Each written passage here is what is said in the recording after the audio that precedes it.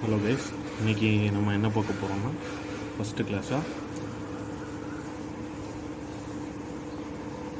Collisions அப்படின்னா என்ன, collisions இதை நம்ம ஏன் படிக்கணும். கொலிஷன்ஸுங்கிறது இன்ஜினியரிங் மெக்கானிக்ஸில் ஒரு முக்கியமான டாபிக். இது ஈவன் 11th 12th ஃபிசிக்ஸில் கூட வரும். பேசிக்காக இந்த கொலிஷன்ஸ் வந்து பார்த்துக்கிட்டிங்கன்னா டூ டைப்ஸ் ஆஃப் collisions இருக்குது. That of elastic collision and plastic collision. இது டைப்ஸ் இருக்குது. இந்த ரெண்டு டைப்ஸும் என்னென்னு இன்றைக்கி பார்க்க போகிறோம். கொலிஷன்னா என்ன அப்படின்னா, இப்போது நம்ம ஒரு மாஸ் எடுத்துக்கிறோம். அது M1 வச்சுக்கிறோம். ஈவன் ஒரு பால்னு வச்சுக்கலாம், டென்னிஸ் பால். அது வந்து V1 அப்படிங்கிற வெலாசிட்டியில் இந்த டைரெக்ஷனில் எக்ஸ் டைரெக்ஷனில் மூவ் ஆகுது. அதுக்கப்புறம் இன்னொரு மாஸ் எடுத்துக்கிறோம், அதோட பேரலாக அதே டைரெக்ஷனில் மூவ் ஆகுது. இது வந்து V2. இது ஒரு செகண்ட் ஆப்ஜெக்ட். ரெண்டுமே ஒரே ஆப்ஜெக்ட் தான்.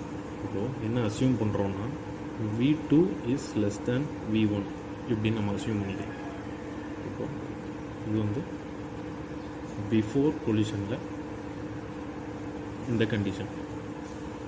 இப்போது பிஃபோர் கொலிஷன், இஃப் ஒன்ஸ் வந்து கொலிஷன் ஹேப்பன் ஆகுது.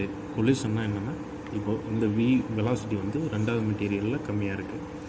ஸோ ஏதோ ஒரு பாயிண்டில் ஃபஸ்ட்டு ஆப்ஜெக்ட் வந்து செகண்ட் ஆப்ஜெக்டை போய் முட்டிக்கிறோம், அதாவது ஸ்ட்ரைக் ஆகும். ஓகேவா? ஸ்ட்ரைக் ஆகும்போது இப்படி ஆகுமா, ஒரு பூம் நடக்குமா? நடக்கும். இது டியூரிங் கொலிஷன். ஓகே, புரியுதா? During collision. கொலிஷன் நடந்துருச்சு, அதுக்கப்புறம் என்ன ஆகும்? தென் திரும்பவும் மாஸ் ஒன்னோடது V1 டேஷுங்கிற வெலாசிட்டியில் மூவ் ஆக ஆரம்பிக்கும்.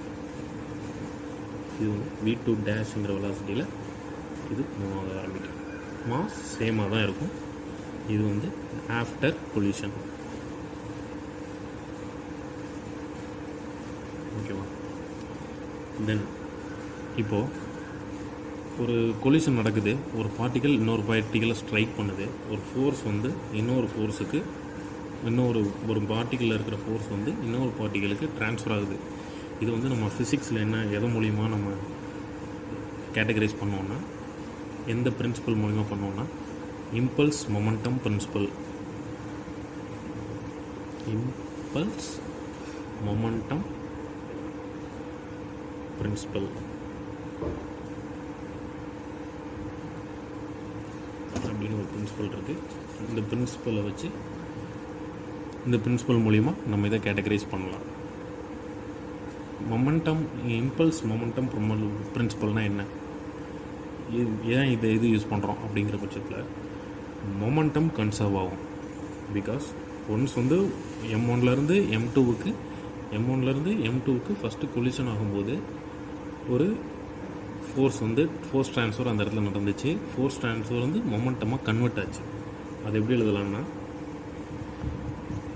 Integration of FDT is equal to momentum final minus momentum initial அப்படி எழுதிக்கலாம். ஓகேவா? இப்போ வந்து ஃபோர்ஸ் நம்ம எவ்வளோ கொடுக்குறோமோ அதுக்கு ஏற்றாப்புல அந்த மொமெண்டம் இருக்கும். இதுதான் இம்பல்ஸ் மொமெண்டம் பிரின்சிபல். நம்மளுக்கு இருக்கிற பார்ட்டிகளுக்கு நம்ம இம்பல்ஸ் மொமெண்டம் பிரின்சிபலை கான்ஸ்டியூட் பண்ணியிருக்கிறோம். ஓகே, இப்போது V1 இருக்குது, நம்ம பார்த்தோன்னா V1 இருக்குது, V2 இருக்குது. நம்ம எக்ஸ்டர்னலாக எந்த ஃபோர்ஸுமே கொடுக்கல. ஓகேவா? V1 வந்து ஒரு வெலாசிட்டியில் மூவ் ஆகிட்டுருக்கு, V2 வந்து ஒரு வெலாசிட்டியில் மூவ் ஆகிட்டுருக்கு. அதோட வெலாசிட்டி வேரியேஷனால் மட்டும்தான் இந்த கொலிஷன் நடக்குது. நம்ம எந்த ஃபோர்ஸும் கொடுக்கல. So in absence of external force, momentum equation என்னவாகும்? மொமெண்டம் பிரின்சிபல் என்னவாகும்னா momentum initial is equal to momentum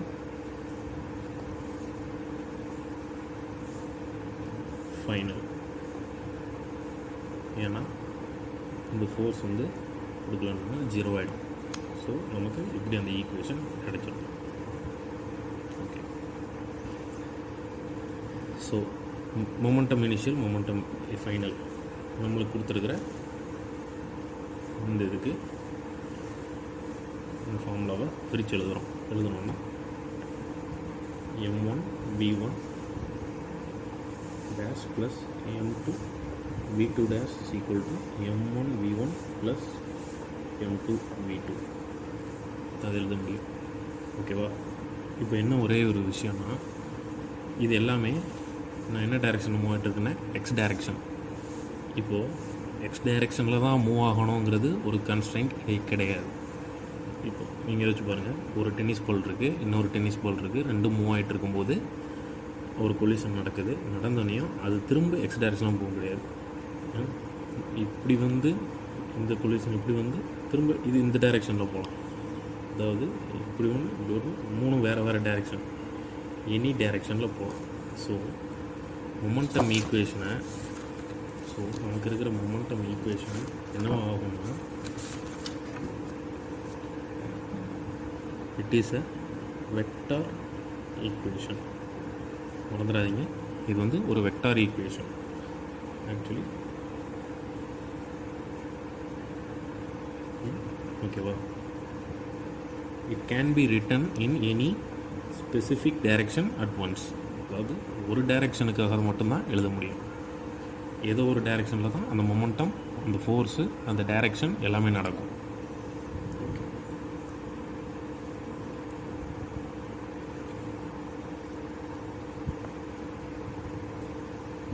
It can be written in any specific direction once. Okay, இப்போ இது புரிஞ்சிச்சோ? ஏதோ ஒரு டைரெக்ஷனில் மட்டும்தான் நடக்கும். நமக்கு மெயினாக யோசிக்க வேண்டியது இதுதான் ஈக்குவேஷன்ஸ். இந்த ஈக்குவேஷன் நமக்கு ஞாபகம் இருக்கணும். ஓகே, தென் கொலிஷன் நமக்கு வந்து தெரியும். இந்த இடத்துல நமக்கு கொலிஷன் நடக்கும்போது there will be some deformation. இந்த இடத்துல ஏதோ ஒரு டிஃபார்மேஷன் நடக்கும். கொஞ்சம் இமேஜின் பண்ணி பாருங்கள். 2 பால், டென்னிஸ் பால் இருக்குது. 2 பாலும் கொலைட் ஆகும்போது இந்த இடத்துல ஃபஸ்ட்டு ஒரு கொலிஷன் நடக்கும்போது ஒரு டிஃபார்மேஷன் இந்த இடத்துல கண்டிப்பாக நடக்கும். இப்போ என்ன பண்ணிட்டோம்னா மொமெண்டம் எல்லாம் மேலே எல்லாம் கன்சர்வ் பண்ணிட்டோம். இந்த டிஃபார்மேஷன் மூலியமாக ஃபோர்ஸ் இதில் கன்சர்வேட்டிவ் ஆகுமா அப்படிங்கிறத பார்க்க போகிறோம். எல்லா எனர்ஜியும் கன்சர்வ்ட் ஆகிடும், பட் கைனட்டிக் எனர்ஜி கன்சர்வ் ஆகாது. கைனட்டிக் எனர்ஜி இதை வந்து எலாஸ்டிக்காக பிளாஸ்டிக்காங்கிறத முடிவு செய்கிறதுக்கு அதுதான் மெயினாக யூஸ் ஆகும். அது எப்படிங்கிறத பார்ப்போம். Collision, deformation. ஓகேங்களா? கொலிஷன், டிஃபார்மேஷன் அது 2 டைப்பாக இருக்கும். Total energy can be release back. Okay, partial energy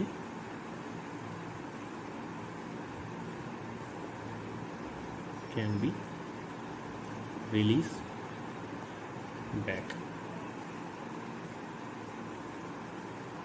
Total energy can be released back னு எழுதியிருக்கேன்.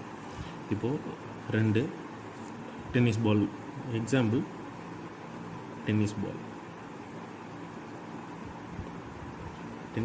2 ஸ்ட்ரைக் பண்ணோன்னா நமக்கு டிஃபார்மேஷன் வந்து 2 எனர்ஜியும் சேமாக எவ்வளோ எனர்ஜி கொடுக்குறோமோ அவ்வளோ எனர்ஜி ரிலீஸ் ஆகிடும். பார்ஷியல் எனர்ஜி அப்படிங்கிறப்போ அதுக்கு எக்ஸாம்பிள் என்ன, மட் பால்.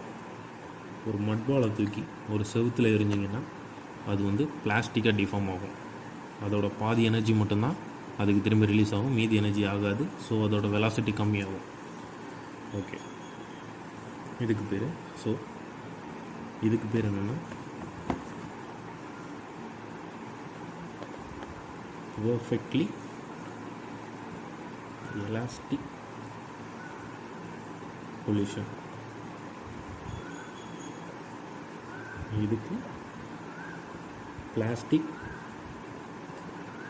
collision. ஓகேவா, இது வரைக்கும் புரிஞ்சிச்சா? ஓகே, ஒரு எக்ஸாம்பிள் எடுத்துப்போம். ஒரு சிம்பிள் எக்ஸாம்பிள் என்னென்னா, ஃபஸ்ட் பார்ட்டிக்கிள் இருக்குது, செகண்ட் பார்ட்டிக்கிள் இருக்குது. இதோட கைனடிக் எனர்ஜி எவ்வளோ இருக்குன்னா 70 அப்படின்னு வச்சுக்கோம். இதோட கைனடிக் எனர்ஜி 30 அப்படின்னு வச்சுக்கிட்டோன்னா ரெண்டுக்கும் சேர்த்து கொலிஷன் நடக்கும்போது இங்கே ஒரு டிஃபார்மேஷன் நடக்குது. அப்போது இங்கே என்ன ஆகும்னா 70 - 5 அந்த மாதிரி ஒரு கைனடிக் எனர்ஜி வந்து ஒரு 5 யூனிட்ஸ் வந்து மைனஸ் ஆகுது. இதில் வந்து ஒரு 30 - 3 இது மைனஸ் ஆகுது. ஓகேவா, இந்த 5ம் 3ம் இது என்ன அர்த்தம் அப்படின்னா, எனர்ஜி கன்சர்வ் இன் டிஃபார்மேஷன். ஓகே, ஸோ மொத்தம் எவ்வளோ எனர்ஜி டிஃபார்ம் கன்சர்வ் ஆகிருக்கு? 8 யூனிட்ஸ். ஓகேவா, அதை இன்னொரு 3 டைப்பாக பிரித்தோம்னா 70 +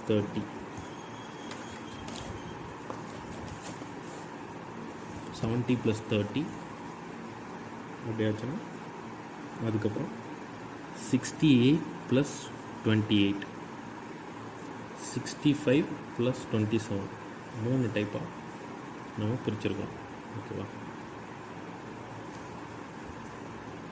3 டைப்பாக பிரித்தாச்சு. இந்த 70 - 5 சொன்னேன், 30 - 3 சொன்னேன். அது வந்து இந்த 3 டைப்பாக டிஃபார்ம் ஆகும். அது வந்து என்னென்னு நம்ம பார்க்கலாம். இப்போ 70 பண்ணி 30 கொடுத்து அது ரெண்டு நமக்கு அப்படியே ரிலீஸ் பேக் ஆகிருக்கு. அப்படிங்கிற பட்சத்தில் என்னென்னு படித்தோம்? Same, perfectly elastic.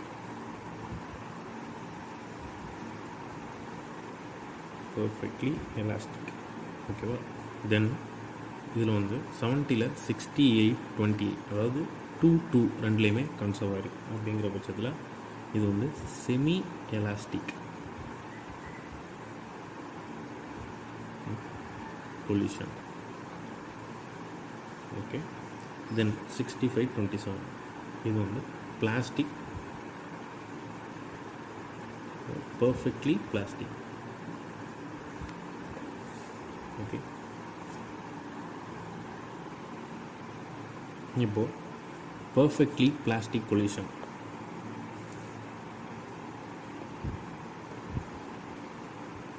Perfectly plastic collision. அதுக்கப்புறம் பர்ஃபெக்ட்லி எலாஸ்டிக் collision. இதனோட ஈக்குவேஷன்ஸ் எப்படி ஃபார்ம் ஆகுன்றது அப்படிங்கிறத பார்க்கலாம். ஓகேவா, எல்லாத்துக்கும் காமனான ஈக்குவேஷன் நான் ஃபஸ்ட்டே சொல்லி கொடுத்துருக்கேன். m1 v1 dash plus m2 v2 dash is equal to m1 v1 plus m2 v2. ஓகேவா, இப்போது எடுத்துக்கலாம். ஒரு காலம் இருக்குது, அதில் வந்து ஒரு பால் ஸ்ட்ரைக் ஆகுது அப்படின்னு எடுத்துக்கலாம். இப்போது இது வந்து பர்ஃபெக்ட்லி எலாஸ்டிக்கு நான் சொல்கிறேன். ஓகேவா, ஃபஸ்ட்டு இப்போ வந்து ஒரு tennis ball, it is a tennis பாலை வந்து ஒரு ஃபோர்ஸ்ஃபுல்லாக நம்ம வந்து ஒரு வெலாசிட்டியில் காலமில் அடிக்கிறோம். எவ்வளோ முடியுமோ அவ்வளோ ஃபோர்ஸ் கொடுத்து அடித்தோம்னா என்ன ஆகும்னா அப்படியே அது என்ன இதில் இருக்கோ ரிட்டர்ன் ஆகும். ஒன்லி இதில் என்ன சேஞ்ச் இருக்குது, ஒன்லி டைரக்ஷன்ஸ் மட்டும்தான் சேஞ்ச், மற்றபடி எல்லாமே அதே மாதிரி தான் இருக்கும். ஸோ எலாஸ்டிக் கொலிஷனில் என்ன நடக்கும்னா v of 1/2 final is equal to minus v of 1/2. ஓகேவா, புரிஞ்சிச்சா? இதுதான் அதுக்குரிய எக்ஸ்ப்ளனேஷன்.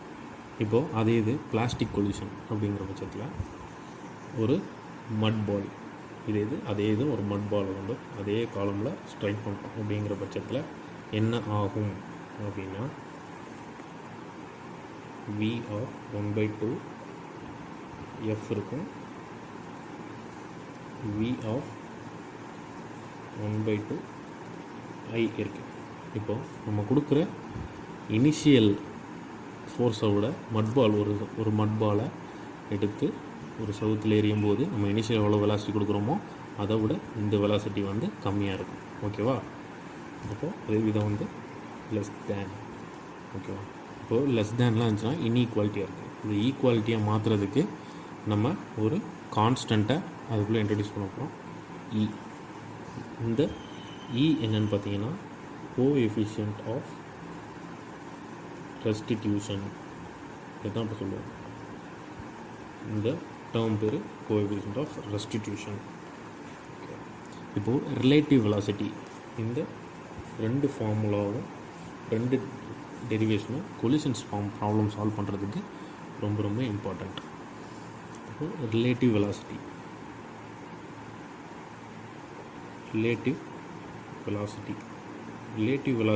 எப்படி பண்ணணும் பார்க்கணும் அப்படிங்கிற பட்சத்தில் v of 1 plus v of 2 is equal to v of 1.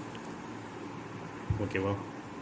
இதை நான் எப்படி ஞாபகம் வச்சுக்குவேன்னா v of 1/2 plus v2 is equal to v1. Actually இந்த டூவும் கேன்சல் ஆகிரும். அப்போ v of 1 v2 v1 இந்த மாதிரி நான் ஞாபகம் வச்சுக்குவேன். ஓகேவா? இந்த 3 எக்ஸ்ப்ரெஷனும் தெரிஞ்சால் போதும், கொலிஷன்ஸில் என்ன ப்ராப்ளம்னாலும் நம்மளால் சால்வ் பண்ண முடியும். ஓகே, நாளைக்கு ப்ராப்ளமோட நான் உங்களை மீட் பண்ணுறேன்.